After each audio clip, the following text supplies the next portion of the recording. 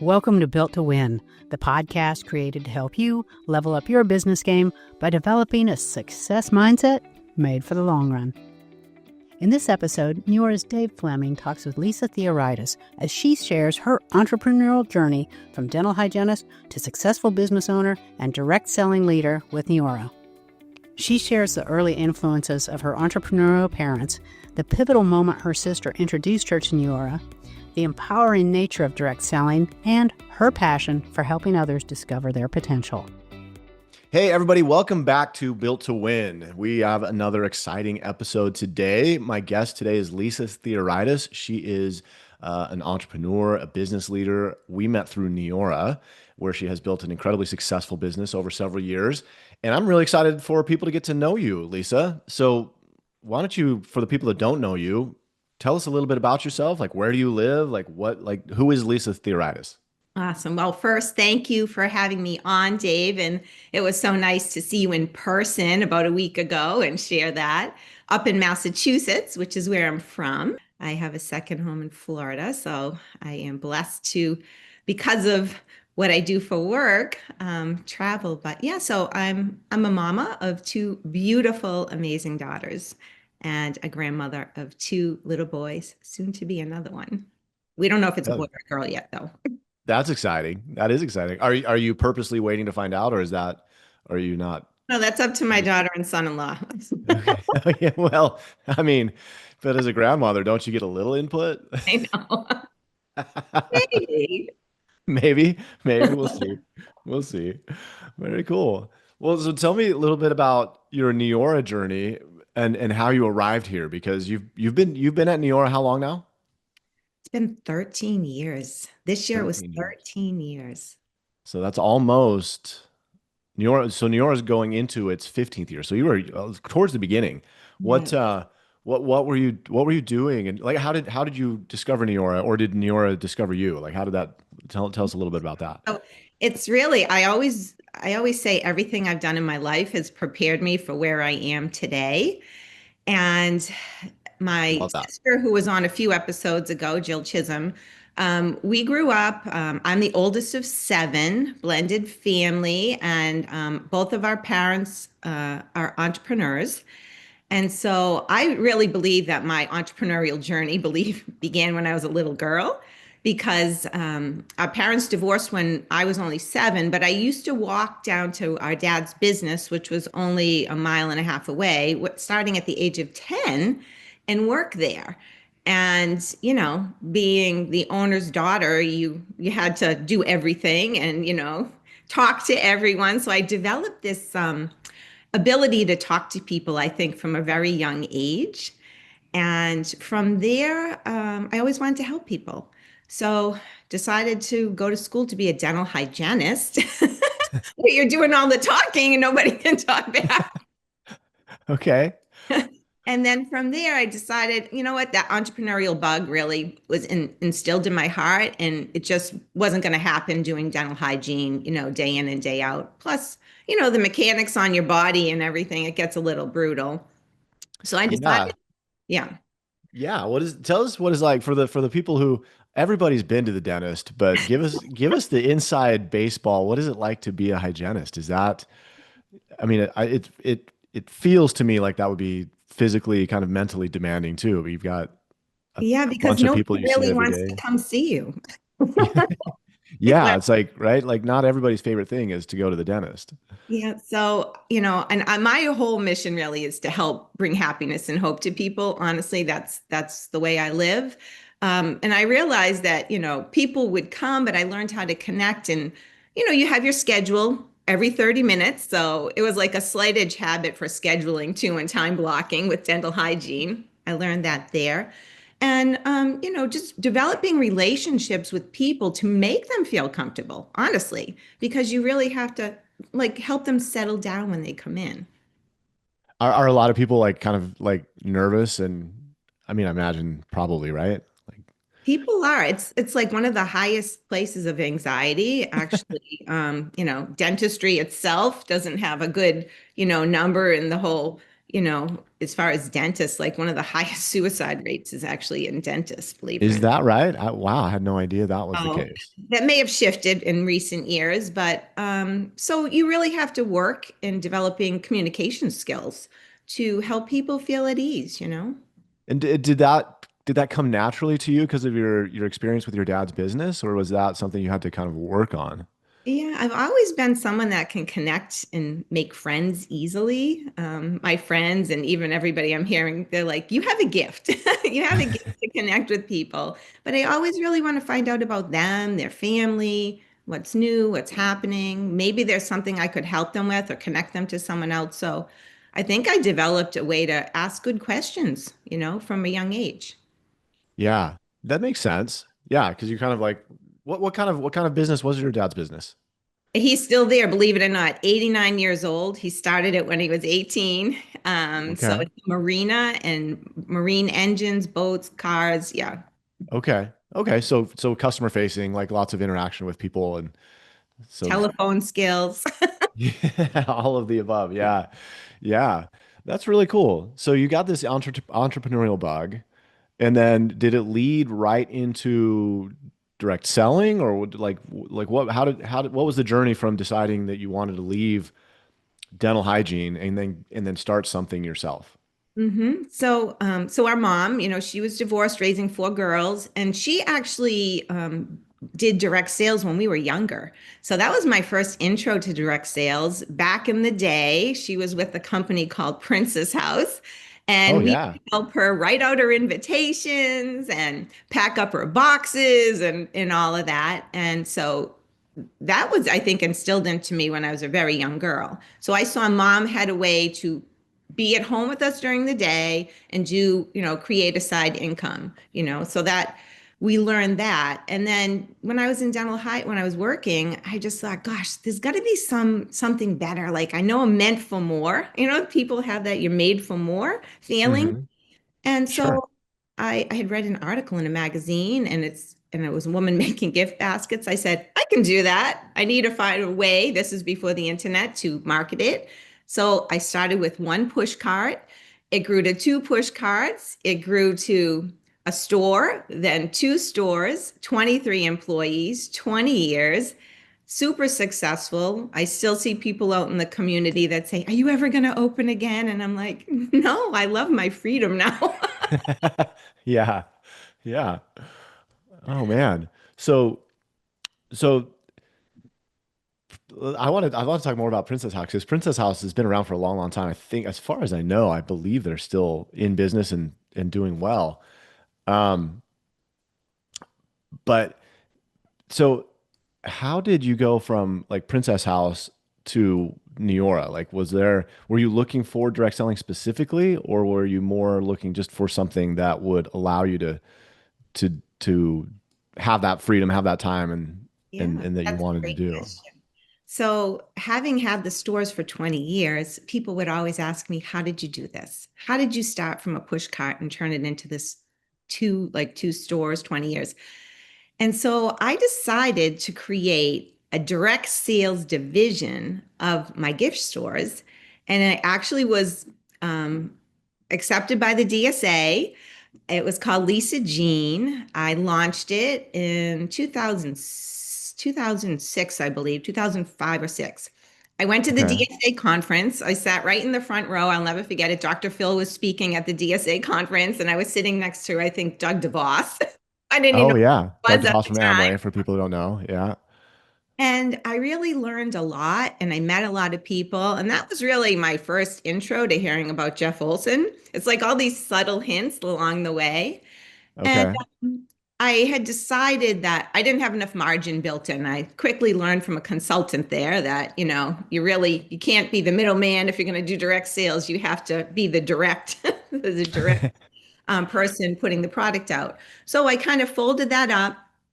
I was actually going through a divorce, getting remarried, and one of my friends had started with another direct sales company, and I had received a postcard in the mail from that company to come tour their facility because I was the CEO of my company.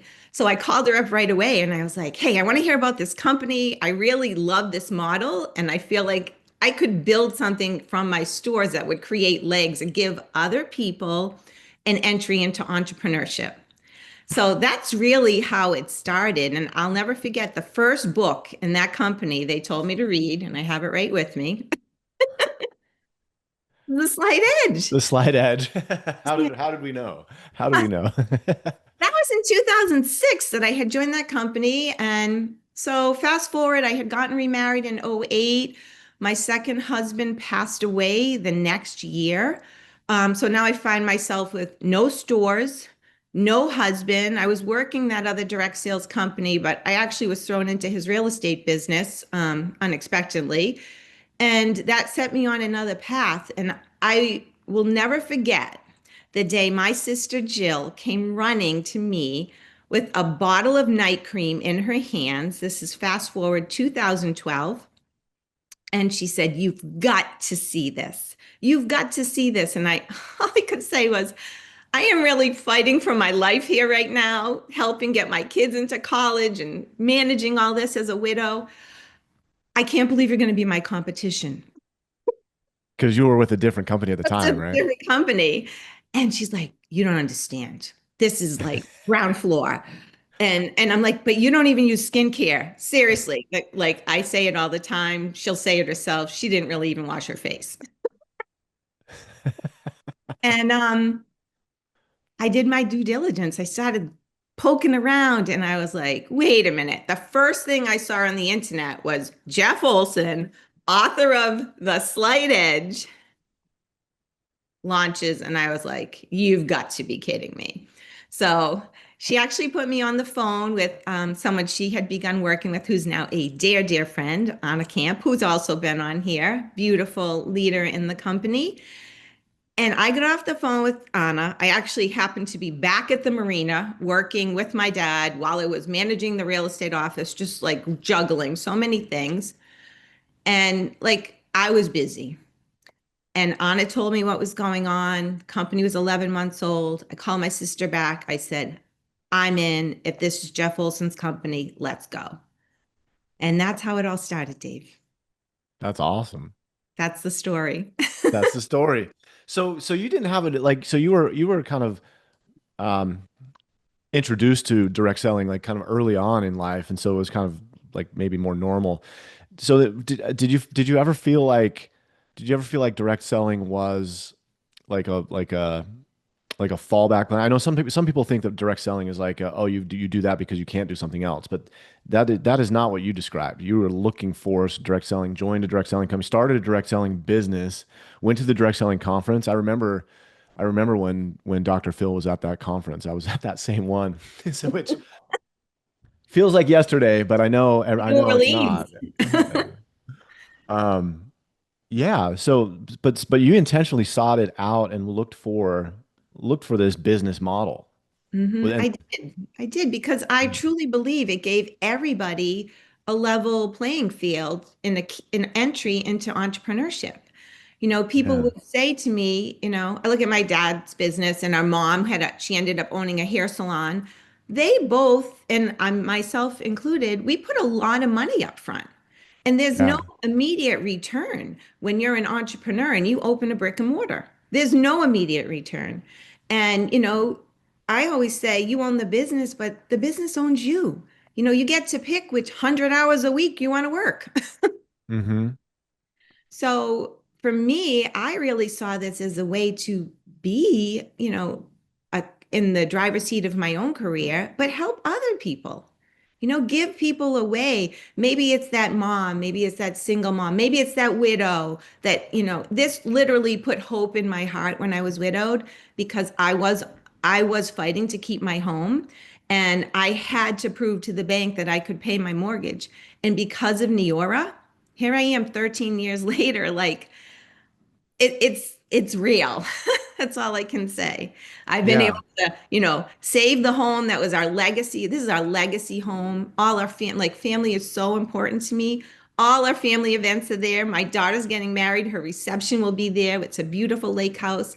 Like it's my husband's legacy is living in that property, So there was no way I was letting that go. That's awesome. That's that feels like a story that we hear. And there's, and I get it. We've talked on this episode, on not on this episode, but on this podcast before that, you know, I understand when people say, oh, direct selling or network marketing or things like that. Like I get it when people have legitimate complaints about companies that they work with and companies that have maybe done it the wrong way. I think, because there are companies out there that don't necessarily do it the right way. And it's hard to explain that to people who don't know the business because they don't necessarily know like what to look for. And we've got an episode coming out actually pretty soon that kind of walks through what to look for, which is going to be great, I think. Awesome. But you kind of had to figure that out on your own. Like you had to go through that process and kind of find out what was right and what wasn't. I'm curious if you had uh like a list, if you had like a checklist or kind of like what you were looking for. Obviously, the Jeff Olson thing was a big thing. You'd read the Slide Edge, your company introduced it to you. But were there other things that you were looking for in the opportunity, the right direct selling opportunity to leave one company and then come to Neora? For sure. So the leadership, number one. Okay. Leadership for sure. And the fact that this is a family-owned business, it's not held by, private equity firm or, public traded company really meant a lot to me. I noticed right from the beginning the ability for people to run their business for free with just, three customers. You can earn your own product for free, which basically pays your rent for the month for your business. I mean, that's huge. I looked at, that, okay, we have refer three customers, or let's see, $40,000 to turn the key to two retail stores. That's a big one, right? Yeah. So the ability that right there alone, not having to have this monthly, you have to, buy XYZ, stock your garage, have all this inventory. That was huge. And I think that's one of the things that I think people like, and I think it's a legitimate complaint, by the way, like where some companies, not every company, and actually in like the year that 2025 we're recording this episode, like not a lot of companies still use that model, but it kind of used to be the way. Like direct selling used to require you to buy a lot of product and then sell that product, and then if you couldn't sell that product, then it ends up in the garage, and that's that's not great for people that end up with a garage full of product. But in 2025, like I said, I don't think a lot of companies are using that model anymore. But there are still some things, there are still some gotchas, there are still some things about direct selling that if you don't know what to look for, that they can lead to a less than optimal experience. And so I think the things that you just brought up are really important. Yeah, and the other thing is, when I was with that other company, it was very interesting because I thought, oh, I'm going to be able to share this with my clients or my customers in my retail store. Well, that was not a possibility there. They quickly shut that down. And I love with Neora that we're able to do that. I'm actually on a tour here in Ohio, and I'm working with a lot of salon owners, business owners, spa owners that, it's like you can pick which lane how you want to share Neora. And I love that we have a retail model. I love that we have, the traditional direct sales, refer a friend, build the business and let it, build a team. I love that we have team commissions, or you can just build this if you just love to share the product and share with friends just personally and not build a team. Like there's literally something for everybody here. That's what I love about this company. Yeah. Yeah. I think that's what I think a lot of people, that's maybe it's something they don't want to join direct selling because they feel like they have to go recruit people and at some companies you do, and at Neora you don't. Obviously you can rep the product, and like you said, you can choose your lane. We've got a lot of people working with med spas. We've got a lot of people working kind of in more of a retail application to the business, and then we've got people doing like more traditional direct selling where they are building teams, and you can pick your choose your own adventure is what I like to say about it. I love Um, it. yeah. If you were to this is a hard question, but if you were to kind of boil down your favorite thing, if you had to say what was your one favorite thing about direct selling, I think you kind of brushed on this already, but what would you say is the best thing about what you do? Definitely helping empower other people. and lifting them up and showing them what's possible and showing them, they can diversify if they're behind a chair, right? There's a way to build something else up. Or if they've never done anything before, but they always dreamed of having their own business, really pouring into people and the connections. I love to make friends everywhere I go. Yeah. So Can confirm. I've seen that in how, yeah, with my own eyes. the friendships, I mean, when I make a friend, like I'm here with a beautiful friend that we met online during COVID, and now she's in the company, and she's from LA, and we're at Wendy's home, and so I mean, it's just like I'm here with Geraldine and Wendy, and I did not know these ladies years ago, right? But because of this industry and so many other people, I mean, the connections and the being surrounded by people who want to see you succeed. We are in collaboration, not competition, right? Helping lift each Yeah. other up. That is like my favorite thing. The positivity. I mean, if you're looking for positivity, Neora is the place to look. I love that. I love that. And you mentioned something earlier when in this conversation you were talking about you had that moment, and I think a lot of people can resonate to that. What you described is that I'm I'm made for something more than what I'm doing. I want to go back to that and kind of like talk a little bit more about that because I think a lot of people will hear that and think, yes, I know exactly what you're saying, Mhm. and what you mean by that. Tell me more about that moment. Like, what was it? Kind of an epiphany, or did it gradually grow over time, or like? Very interesting because I actually happened to be on a trip and we were traveling and we were staying with a friend. I'll never forget it. It was 1988. And she said, "So what do you do?" You know, I said, "Well, I'm a dental hygienist." And she said, "Oh, that's nice." She said, "So what else are you going to do?" And I was like, "What do you mean?" She goes, "Well, like, what kind of impact are you going to have on the world?" And I was Wow. like, "Ooh." Literally, I came back from that vacation. My wheels were spinning. And that was in February. In May, I had launched my business. Oh, okay. So, She really like because I'm a God's girl, Dave. I am a woman of faith. I believe he has put greatness inside all of us. And I just knew in that moment she was right. Like I was made for more. I was made to do something, to use my skill sets to help other lift other people up. And yeah, so here I am. so here you are. I love that because I agree. I don't think any of us were put on this earth to be average or mediocre. Like I think we were put on this planet to reach our highest and best, whatever that might be.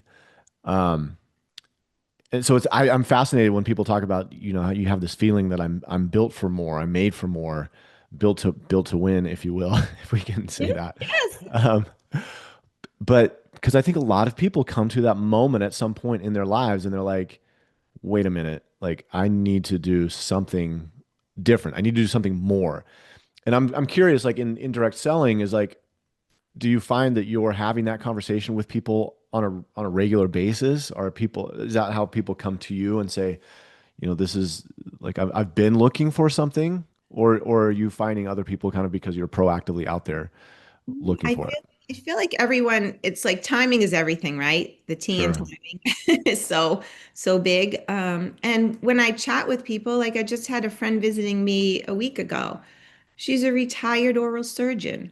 She's like, I'm looking for something else. And basically, she had someone offered to buy out her practice, but she's like, I'm not finished yet. Like, and I'm looking to have some purpose. I hear this over and over and over again, that people they're still, they want to make an impact in the world. And I always love talking with people because I don't think it's your career, like your label, like I'm a doctor, I'm a nurse, I'm a dental hygienist, whatever, that defines you.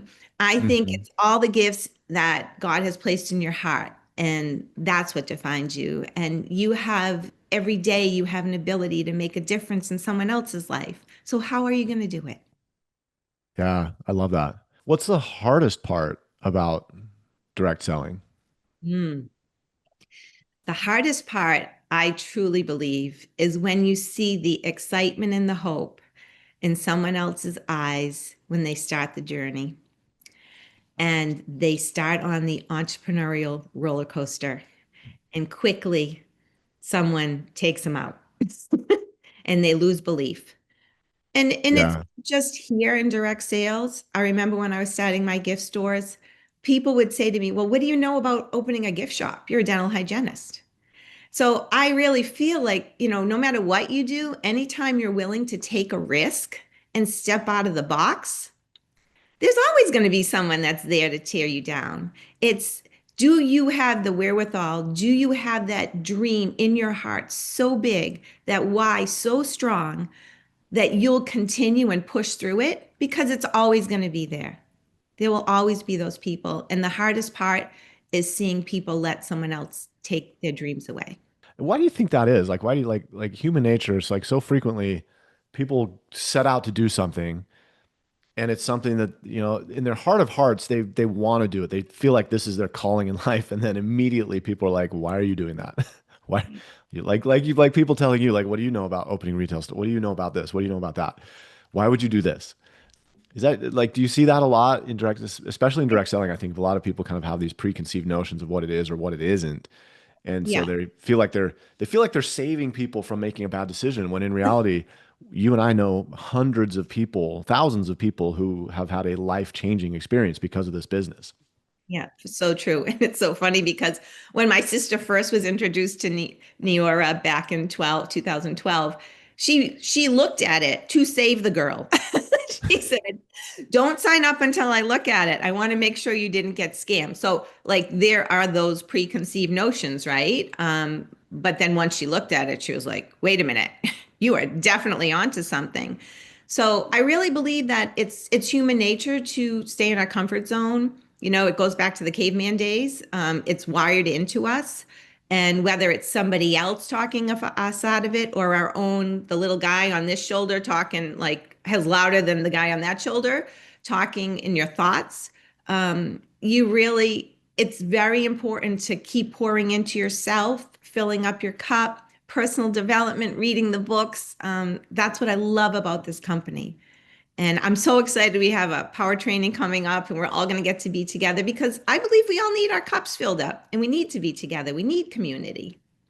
Oh yeah, I totally agree with that. You like finding people who are like-minded people and actively pursuing that next thing or that life's purpose. Like you can't be around people like that and not get inspired to like to be a better version of yourself, I think. Like I think that's yeah, absolutely agree. Getting together, that community is so critical. Um, what's next? What's next for you personally? What are you setting out to do? Are you looking at next year with big goals? Curious, like Oh, we have a what big year. yeah. So I am really excited for it, first in family.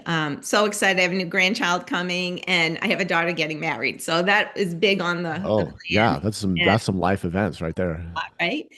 And with Neora, I'm so excited this year. I'm able to help even more people earn our all-inclusive trip. I've been able to help people earn the extra bonuses we've had on the table. And truly, um, I am taking this to the next level, but not just for myself.